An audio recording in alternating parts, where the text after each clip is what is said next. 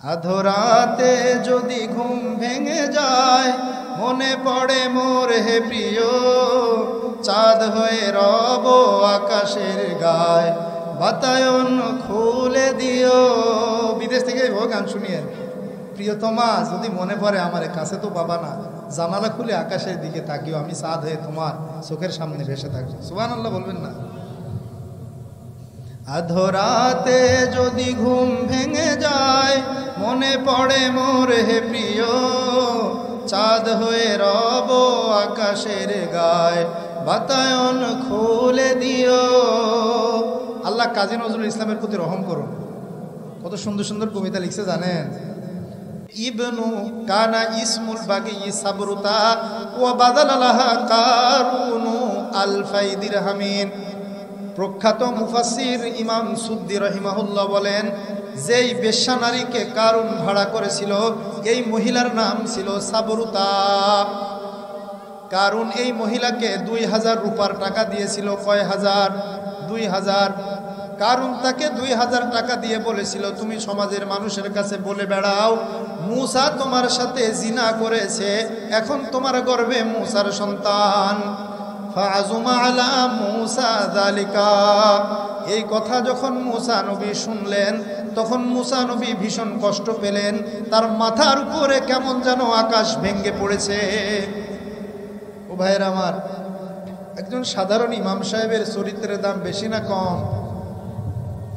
মূসা নবী আলাইহিস সালাম এত বড় নবী, ওনার সম্মানের কত দাম। ওনার সম্মানে যখন কালিমা লেপন করা হলো, তখন ওনার মাথায় আকাশ ভেঙে পড়লো, ভীষণ কষ্ট পেলেন তিনি। ওই সাবরুতাকে মূসা নবী বললেন, ওয়া আহলাফাহা বিল্লাহিল্লাযী ফালাকাল বাহরা লিবানি ইসরাঈল ওয়া আনজালাত তাওরাতা আলা মূসা ইল্লা সাদাকাতে ফাতাদারাকাহা আল্লাহ। মূসা নবী বললেন, হে সাবরুতা, তুমি সেই আল্লাহর নামে কসম করে সত্য কথাটা বলে দাও, যেই আল্লাহ তোমাকে, আমাকে, আমাদের সবাইকে সমুদ্রের ভিতরে রাস্তা তৈরি করে ফেরাউনের হাত থেকে রক্ষা করেছেন, সেই আল্লাহর নামে শপথ করে সত্য কথাটা বলে দাও, যেই আল্লাহ মূসা নবীর উপরে তাওরাত কিতাব নাজিল করেছে।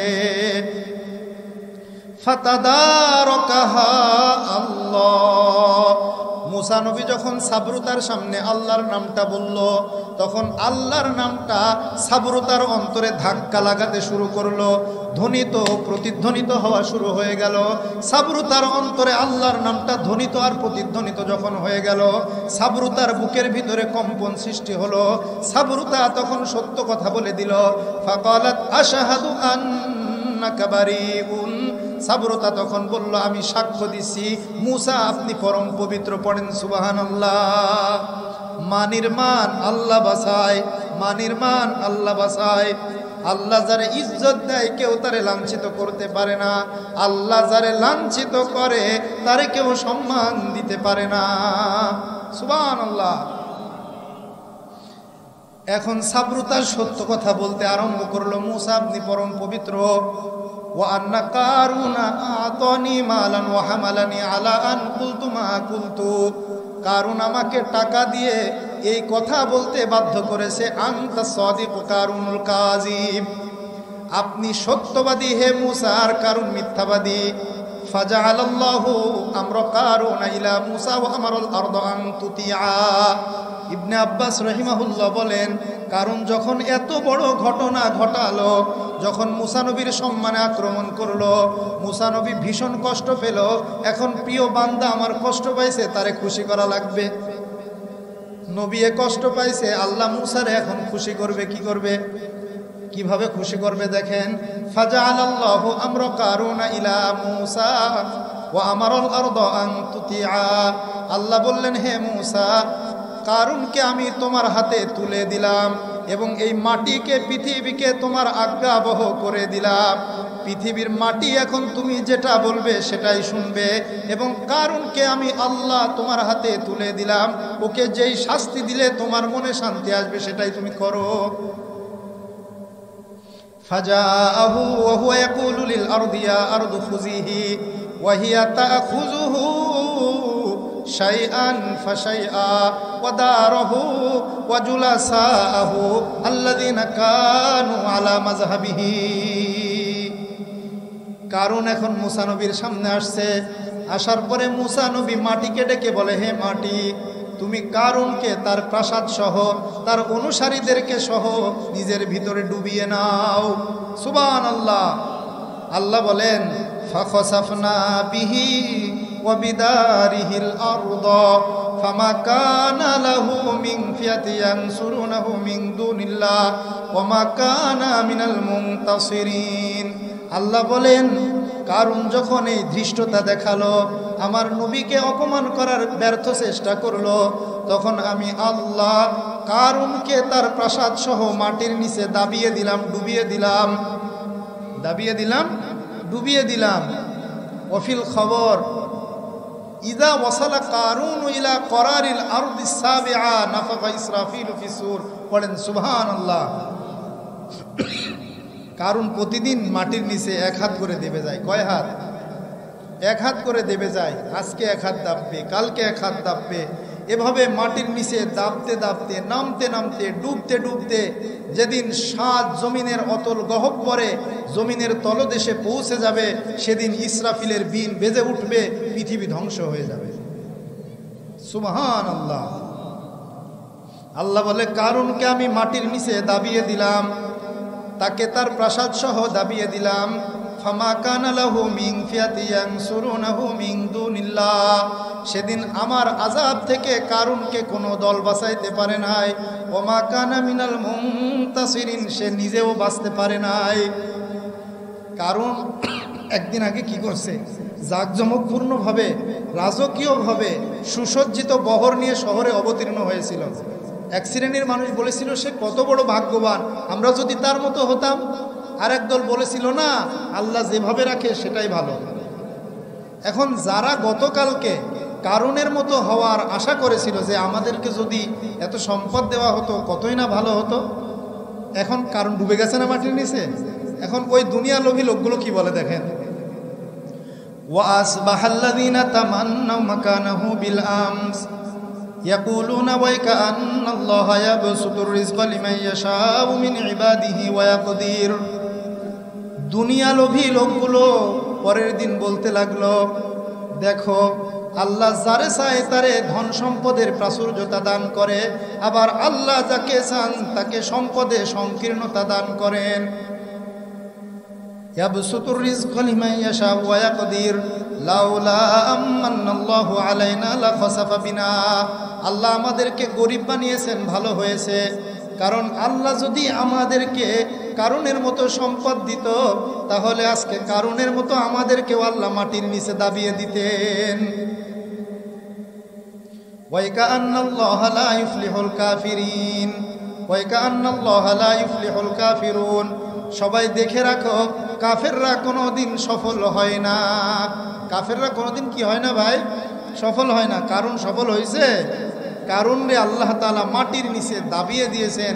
সে প্রতিদিন এক হাত করে নেমে যায়, নামতে নামতে যেদিন 7ম জমিনের অতল গহ্বরে তলদেশে পৌঁছে যাবে, সেদিন ইসরাফিলের বিন বেজে উঠবে, পৃথিবী ধ্বংস হয়ে যাবে।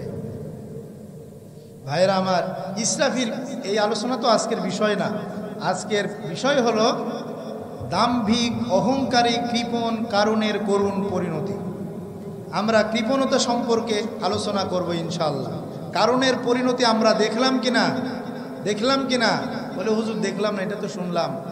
বলছে দেখেন ভাই, সব দেখার চাইতে বড় দেখা হইল আল্লাহর কথা শোনা। আল্লাহর কথা শোনা মানে কি দেখার চাইতেও বড়। সুবহানাল্লাহ বলবেন না?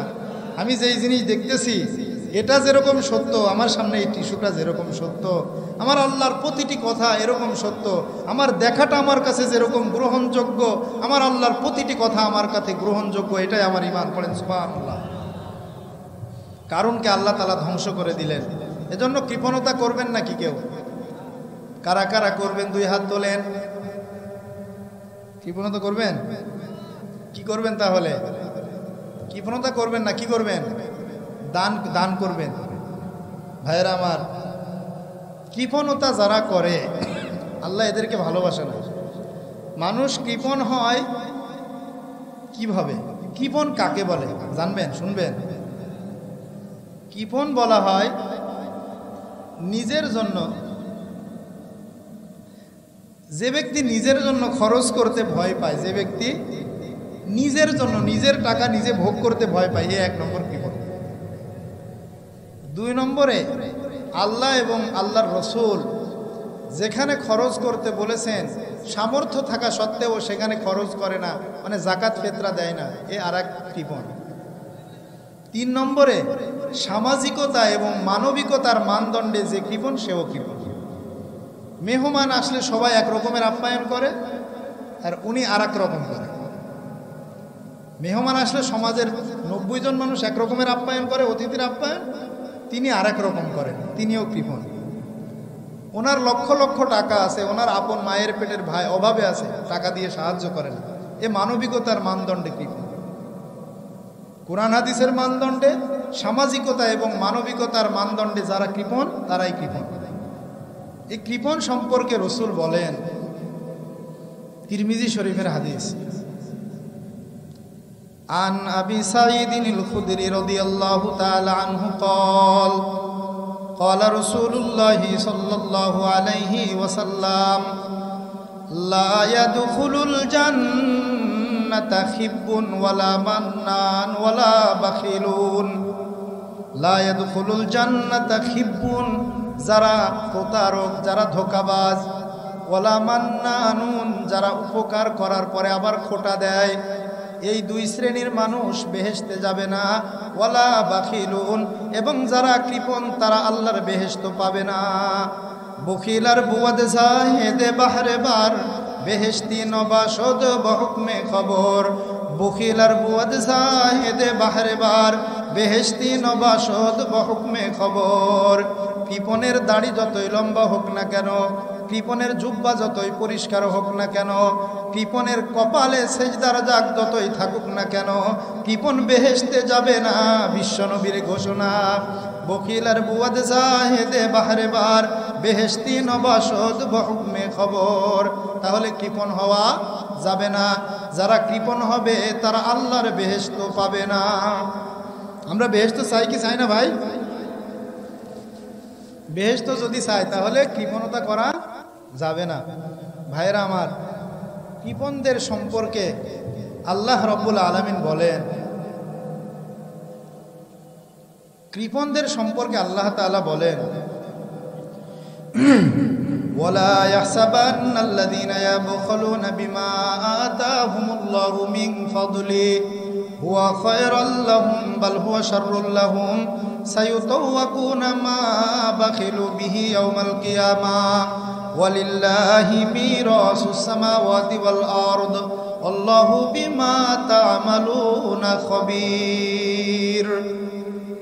আল্লাহ রাব্বুল আলামিন বলেন, যারা আল্লাহর দেওয়া সম্পদে কৃপণতা করে আর মনে মনে ভাবে আমার কৃপণতা আমার জন্য মঙ্গল হবে, আল্লাহ বলেন কিছুতেই নয়। কৃপণতা কারো জন্য মঙ্গল নয়, বরং অমঙ্গল হবেই হবে। কৃপণতা কারো জীবনে কল্যাণ এনে দিতে পারবে না, কৃপণতা অবশ্যই মানুষের জীবনে অমঙ্গল এনে দিবে। সায়ুতাওয়াকুনা মা বাখিলু বিহি ইয়াউমাল কিয়ামাহ। কৃপণদেরকে কিয়ামতের দিন তার সম্পদকে গলায় বেড়ি বানিয়ে ঝুলিয়ে দেওয়া হবে। আল্লাহ বলে, বান্দা কৃপণতা করো কোন অর্থে? কোনো অর্থ নেই। ওয়ালিল্লাহি মিরাসুস সামাওয়াতি ওয়াল আরদ।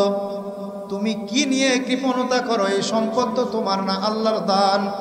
সুতরাং আল্লাহ তোমাকে দান করেছেন, তুমি কৃপণতা করো কিসের অর্থে? কোনো অর্থ নেই। কৃপণতা করার মাঝে কোনো অর্থ নেই, অহেতুক কাজ। আল্লাহু বিমা তা'মালুনা খাবীর। তোমাদের কর্ম সব আল্লাহ তাআলা জানেন। পড়েন সুবহানাল্লাহ। তাহলে কৃপণ ব্যক্তি কখনো কল্যাণ লাভ করতে পারবে না। কৃপণ ব্যক্তি বেহেশতে যাবে না। ভাইরা আমার, ইমানদার কখনো কৃপণ হতে পারে না। ইমানদার কখনো কি হতে পারে না? কৃপণ হতে পারে না। রসুল বলেন, আন আবি বকরিন সিদ্দিক রাদিয়াল্লাহু তাআলা আনহু আনিন নবী সাল্লাল্লাহু আলাইহি ওয়াসাল্লাম। আগের হাদিসটা তিরমিজির 1962, এটা 1963। লা তাজতামিআনে ফি মুমিনিন আল বুখলু ওয়া সুউল খুলুকি। নবীজি বলেছেন ইমানদারের মধ্যে কখনো দুইটা মন্দ স্বভাব থাকতে পারে না। এক নম্বরে কৃপণতা, দুই নম্বরে চরিত্রহীনতা। ইমানদার কখনো কৃপণ হয় না, ইমানদার কখনো চরিত্রহীন হয় না। কোনো চরিত্রহীন যদি দাবি করে আমি ইমানদার, সে মিথ্যুক। কোনো কৃপণ যদি দাবি করে আমি ইমানদার, সেও মিথ্যুক। কারণ নবী বলেছেন ইমানদার কখনো কৃপণ হয় না, ইমানদার কখনো চরিত্রহীন হয় না।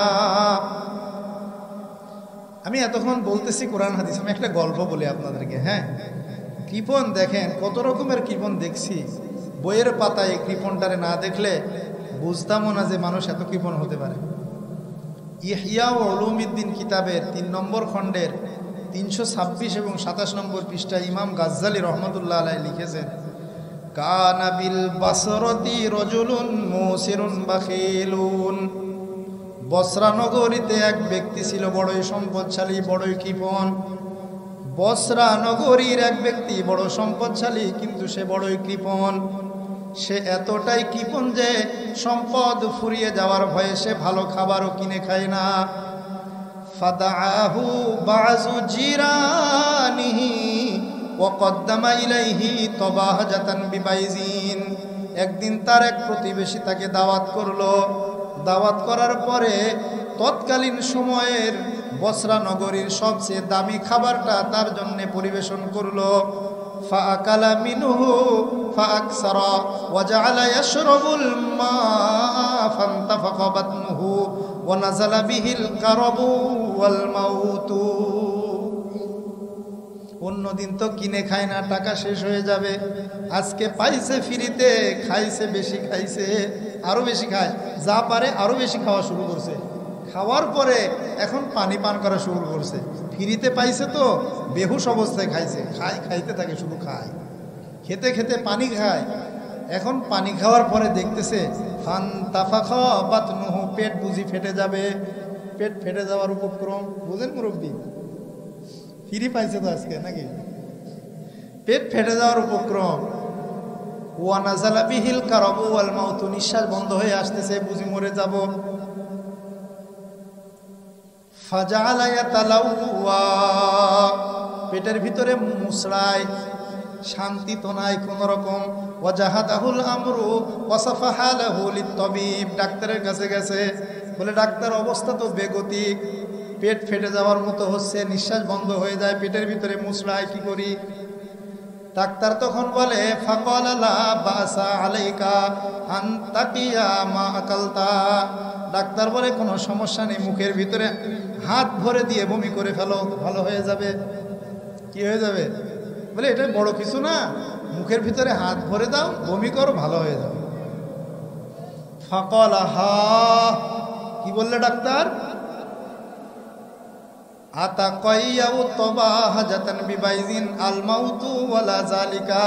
আমি এখন যে খাবারটা খেয়েছি বসরা নগরীর সবচাইতে দামি, আমি মরতে রাজি, এত দামি খাবার বমি করে ফেলে দিতে রাজি নেই। কি কৃপণ দেখছেন, কি কৃপণ দেখছেন? শেখ সাদী রহমতুল্লাহ আলাই বলেন, দু কাস রঞ্জ বেহুদা বুরদন্দ ও সাই বেফায়দা করদন, একে আকে আন্দুখত না খুরদ ও দিগর আকে আমুখত না করদ। শেখ সাদী রহমতুল্লাহ আলাই বলেন, দুইজন ব্যক্তি মরে যায়, মরার পরে আফসোস রেখে যায়। এক নম্বরে যে মানুষ প্রচুর সম্পদ সঞ্চয় করে কিন্তু সে ভোগ করে না, ও মরার পরে আফসোস করে। দুই নম্বরে ওই ব্যক্তি আফসোস করবে যে অনেক জ্ঞান অর্জন করে কিন্তু জ্ঞানের কথা মানে না, জ্ঞানের কথা মানে না। তাহলে এই দুই ব্যক্তি মরার পরে আফসোস করবে। সুতরাং কৃপণ হওয়া যাবে ভাই? কি কৃপণ দেখেন, আমি অনেক মজা পাইছি, মানে পড়তে পড়তে গল্পটা আসছে, তখন বলছে এই গল্পটা একটু বলবো সাতগাড়িতে। খুশি হয়েছেন না আপনারা? এটা কোরআন না, কোরআনের আয়াত না, কিন্তু এটা হাদিসও না, এটা একটা কি গল্প ভাইয়ের আমার। বুঝাচ্ছে যে কৃপণ মানুষ কত ছোট লোক হয়। দেখো কৃপণ মানুষ কতটা নিচু মানসিকতার হয়, এটা দেখে রাখো। এজন্য কৃপণ হওয়া যাবে না। ইমানদার কখনো কৃপণ হয় না, আর যারা কৃপণ হয় তারা আল্লাহর বেহেশত পাবে না। তো কৃপণ তো হওয়া যাবে না। তাহলে কি হবেন? আল্লাহ যেভাবে বলেছেন সেভাবে চলতে হবে ভাইরা। আল্লাহ কি বলেছে? যেভাবে বলেছেন সেভাবে চলতে হবে, তাহলে আপনি আর কৃপণ থাকবেন না। আল্লাহ তাআলা কুরআনুল হাকিমের মধ্যে কৃপণদের বদনাম করেছেন, কৃপণদেরকে ধিক্কার জানিয়েছেন। এজন্য আমরা কৃপণ হব না। তাহলে কৃপণ না হলে কিভাবে আপনি টাকা খরচ করবে? দেখেন, ক্বালা রাসূলুল্লাহি সাল্লাল্লাহু আলাইহি ওয়াসাল্লাম, আমারা রাসূলুল্লাহি সাল্লাল্লাহু আলাইহি ওয়াসাল্লাম বিস-সাদাকাতি ফাকালা রাজুলুন ইয়া রাসূলুল্লাহ ইনদি দিনার। একদিন রাসূলুল্লাহ বললেন, তোমরা দান করো। কি করো? কি করো? আপনারা না বললে আর বলছেন না। আল্লাহ রসুল একদিন বললেন, তোমরা দান করো। ফাকালা রাজুলুন ইনদি দিনারুন। এক ব্যক্তি বলল, ইয়া রাসূলুল্লাহ, আমার কাছে একটা স্বর্ণ মুদ্রা আছে, আমি কি করব? রসুল তখন বললেন, তাসাদ্দাক বিহি আলা নাফসিকা, এটা তুমি তোমার নিজের জন্য খরচ করো। ক্বালা ইনদি আখার ক্বালা তাসাদ্দাক বিহি আলা ওয়ালাদিক। লোকটি বলল, ইয়া রাসূলুল্লাহ, আমার কাছে আর একটি স্বর্ণ মুদ্রা আছে, আমি কি করব? রাসূলুল্লাহ সাল্লাল্লাহু আলাইহি সাল্লাম বললেন, এটা তুমি তোমার নাবালেগ সন্তানদের জন্য ব্যয় করো। ক্বালা ইনদি আখার ক্বালা তাসাদ্দাক বিহি আলা যাওজাতিকা আও ক্বালা যাওজিকা। লোকটি বলল, ইয়া রাসূলুল্লাহ, আমার কাছে আরো একটি স্বর্ণ মুদ্রা আছে, আমি কি করব? রাসূল বললেন, এটা তুমি তোমার বউয়ের জন্য খরচ করো। এটা কার জন্য খরচ করো? বউয়ের জন্য খরচ করো। ক্বালা ইয়া রাসূলুল্লাহ ইনদি আখার, হুজুর আরো একটা আছে। ক্বালা তাসাদ্দাক বিহি আলা খাদিমিকা। রাসূল বললেন, তোমার খাদেম যে আছে, তোমার খাদেমের জন্য ওই টাকাটা ব্যয় করো। ক্বালা ইনদি আখার, বলে আমার কাছে আরো একটা আছে। রাসূল বললেন, আনতা আবসারু, তুমি ভালো জানো এটা দিয়ে তোমার কি করা উচিত। তাহলে দেখেন, প্রথমে খরচ করবেন নিজের জন্য। কার জন্য? নিজে কষ্ট করবেন না, নিজে খাবেন, একটু পোশাক কিনবেন, সামর্থ্য যার যেরকম আল্লাহ দিছে, নিজের জন্য খরচ করবেন, তারপরে সন্তানদের জন্য, তারপরে বউয়ের জন্য, তারপরে খাদেমের জন্য। এটা আপনার পরিবার। এটা কি পরিবারের পরে কার জন্য খরচ করবেন জানেন আপনারা? রাসূল বলে দিচ্ছেন, নাসাই শরীফের হাদিস 2532, 2500। ভাই কষ্ট লাগে আপনাদের? মানুষ আসলে কোরআন হাদিস তো শুনতে চায় না। তো প্রথমে নিজের জন্যে, তারপরে সন্তানদের জন্য, তারপরে কার জন্য? বউয়ের জন্য। ভাইরা আমার, অনেক ভাই বিদেশে থাকে। কোথায় থাকে? বিদেশে থাকে। আল্লাহ বলছে বউয়ের জন্য খরচ করো, মানে বউরে কি করো? খুশি রাখো। বউকে কি করো? খুশি রাখো। বউকে ভালোবাসবেন। কি করবেন? ভালোবাসবেন। একটু গান টান শোনায়েন মাঝে মাঝে, পারবেন না আপনারা? হ্যাঁ, আধরাতে যদি ঘুম ভেঙে যায়, মনে পড়ে মোর হে প্রিয়, চাঁদ হয়ে রব আকাশের গায়, বাতায়ন খুলে দিও। বিদেশ থেকে গান শুনিয়েন। প্রিয়তমা, যদি মনে পড়ে আমার কাছে তো পাবা না, জানালা খুলে আকাশের দিকে তাকিও, আমি চাঁদ হয়ে তোমার চোখের সামনে ভেসে থাকবো। সুবহানাল্লাহ বলবেন না?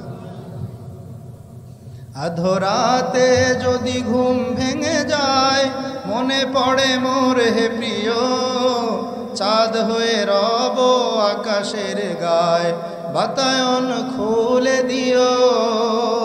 আল্লাহ কাজী নজরুল ইসলামের প্রতি রহম করুন। কত সুন্দর সুন্দর কবিতা লিখছে জানেন? আল্লাহ ওনাকে মাফ করুন।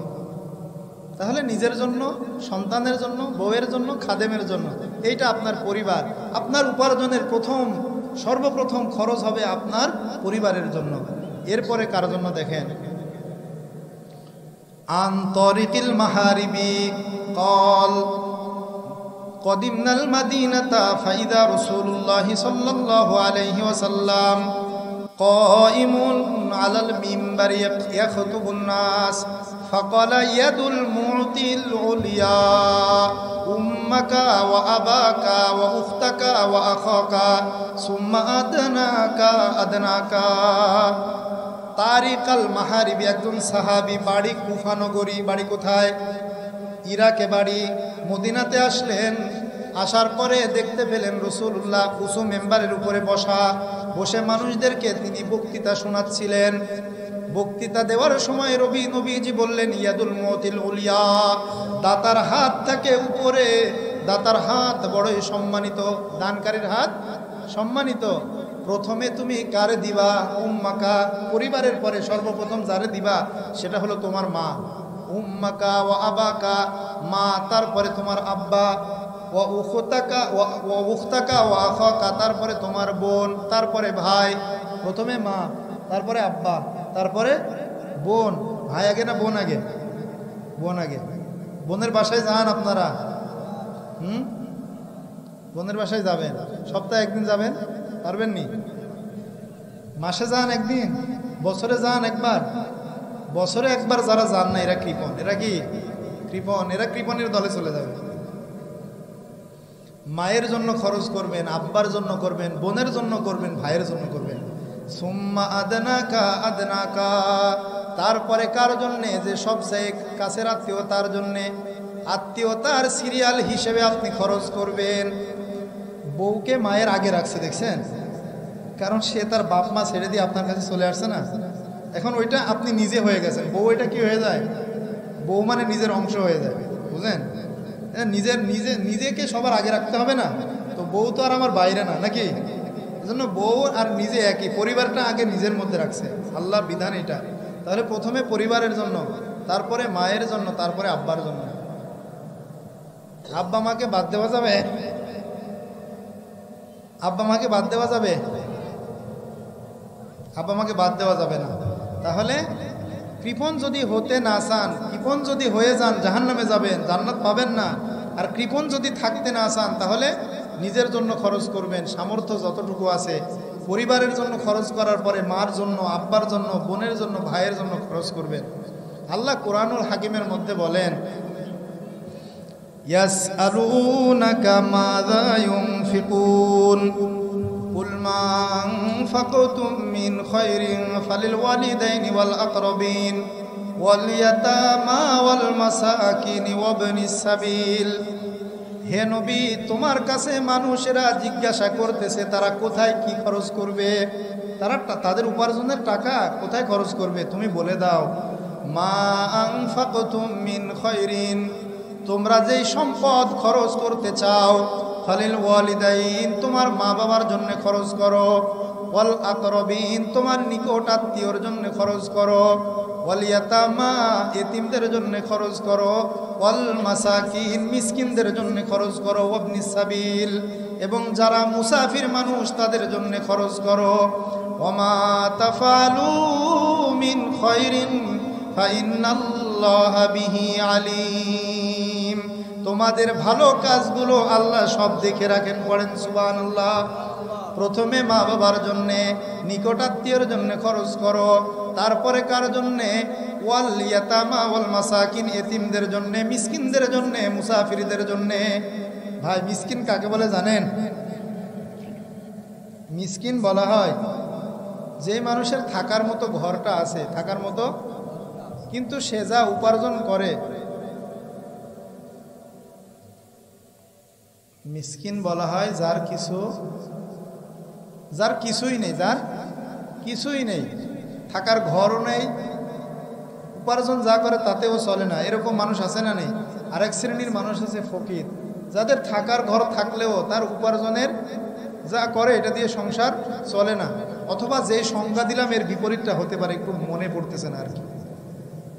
তো ফকির মিসকিন যারা আছে, উপার্জন করে সংসার চালাইতে পারে না, ভাই আপনার সামর্থ্য আছে, ওদেরকে কিছু দিয়েন, তাহলে আপনি আর কৃপণ থাকবেন না, আপনি দানশীল হয়ে যাবেন। আল্লাহ আমাদেরকে কবুল করুন, আমিন পড়েন সবাই। ভাইয়েরা আমার, কষ্ট পাইছেন অনেক, দোয়া করবেন না ইনশাল্লাহ, আল্লাহ আমাদেরকে কবুল করুন। গত বছর এই হাদিসটা বলে গিয়েছিলাম, এই হাদিসটা আরেকবার শুনবেন আপনারা। আবু দাউদ শরীফ 1203 নম্বর হাদিস। কত নম্বর? 1203 নম্বর হাদিস। এটা আমাদের জন্য খুব কার্যকরী হাদিস। রাসূল বলেন, ইয়াজাবু রাব্বুকা মিন রাই গনামিন ফি রাসি শাজিয়াতিন বিজাবালিন ইওয়াজ্জিনু বিসসালাতি ওয়া ইউকিমুস সালাহ ফায়াকুলুল্লাহু আযজা ওয়া জাল্লা উনজুরু ইলা আবদি হাযা ইউযাজিনু ওয়া ইউকিমুস সালাতা ইয়াখাফু মিন্নি কদ গফারতু লিআবদি ওয়া আদখালতুহুল জান্নাহ। রাসূল বলেন, ওই ব্যক্তিকে দেখে আল্লাহ খুশিতে হাসতে থাকে। কোন ব্যক্তি জানেন? যেই ব্যক্তি পাহাড়ের চূড়ায় ছাগল চড়াতে যায় এবং যখন নামাজের সময় হয়ে যায় তখন সে ওই পাহাড়ের চূড়ায় আজান দিয়ে নামাজ আদায় করে। তখন আল্লাহ ডেকে বলে ফেরেশতাদেরকে, উনজুরু ইলা আবদি হাযা, আমার বান্দার দিকে তাকিয়ে দেখো, ইউযাজিনু ওয়া ইউকিমুস সালাতা ইয়াখাফু মিন্নি, আমার বান্দা আজান দিয়ে নামাজ পড়তেছে আমার ভয়ে। কদ গফারতু লিআবদি ওয়া আদখালতুহুল জান্নাহ, আমি আমার বান্দাকে মাফ করে দিলাম এবং জান্নাতীদের নামের তালিকায় তার নামটা তুলে নিলাম। যেখানেই থাক, রাসূলুল্লাহ সাল্লাল্লাহু আলাইহি ওয়াসাল্লাম আমাদের জানের চাইতে প্রিয়। আল্লাহ, তুমি আমাদেরকে তার উম্মত হওয়ার সম্মান রক্ষা করার তৌফিক দান করো।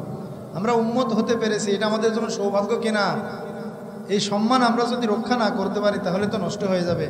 ভাইয়েরা আমার, রাসূলুল্লাহ সাল্লাল্লাহু আলাইহি ওয়াসাল্লাম তায়েফে গিয়েছিলেন। কোথায়?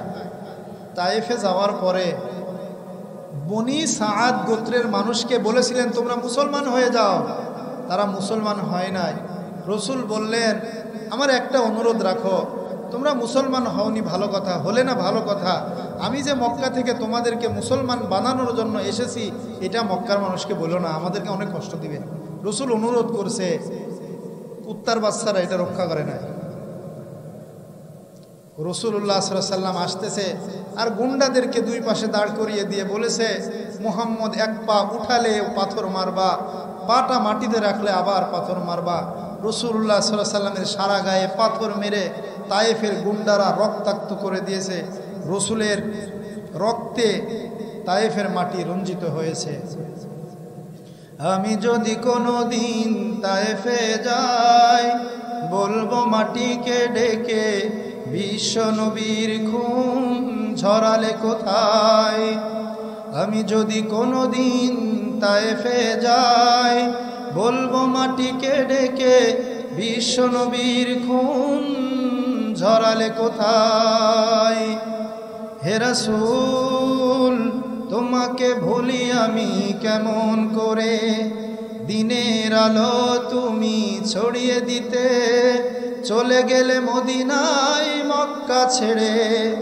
তায়েফের কাফেরেরা চিনল না সে আলো, দুষ্টু ছেলেদের পিছু দিল লেলিয়ে।